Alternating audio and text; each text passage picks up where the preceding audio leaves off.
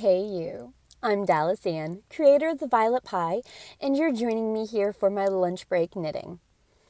Today, before we dive into the swatch, I was wanting to show you, or actually it's not a swatch anymore, it's actually the beginnings of the back of a sweater. That's super exciting. I wanted to talk about this really interesting conversation that came up over in the Facebook patron account. So we have a community over there for everyone who supports the Violet Pie and Knitting Myself Together through Patreon. And somebody brought up a question asking if row count gauge or stitch count gauge was more important to hit, because they were able to hit stitch count gauge, but their row count was always off. So my take on that is that stitch count is far more important than row count. That's because 1/4 stitch off on my gauge impacts a sweater dramatically when it's scaled out over an entire chest circumference. For example, the sweater I'm working on right now, I was 1/4 stitch off, and that gave my sweater a negative ease, meaning it was tight, like a fitted t-shirt, instead of the positive ease that I was going for, meaning it had a loose, more flowing drape. It was so frustrating. And since I liked the fabric of my swatch, I ended up having to change all of my size formulas to take that into account. So if I hadn't taken that 1/4 stitch into account, the entire sweater silhouette would have been completely different than my intended, desired look. I also find that I can adjust for row count a lot more easily, a lot easier.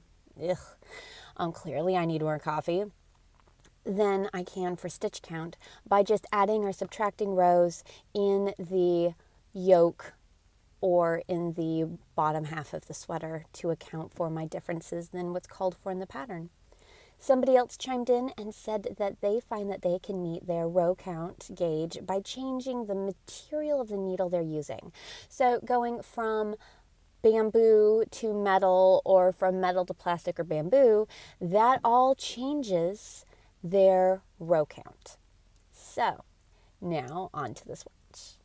My knitting today is on a fingering weight. It's Cascade Heritage, and this is their mustard colorway. I love it. It's very different from the traditional fall mustard that I'm used to seeing that has a deeper, more burnt tone. This, on the other hand, is like the true American mustard condiment. It's pretty fabulous. I'm working on size 5 needles, and my actual knitting, it very clearly needs to be blocked, but once it blocks, all those stitches even out, and it is truly gorgeous. This is for my tab pullover that's going to be coming out next summer. So we've got a while to wait, but knitting a sweater on size 5 takes a while. So good thing I'm starting now. Thanks so much for hanging out with me on my lunch break. If you want more information about how you can be a part of that super secret, awesome patron group, you can go over to patreon.com/thevioletpie. That link should be showing up in the bottom of your screen, and you can check out more details there. Also, consider subscribing there to the Knitting Myself Together YouTube channel, and you'll never miss another video of my lunch break knitting. And you'll also be able to keep up to date on all of my podcast releases. Until next time, you keep that yarn moving.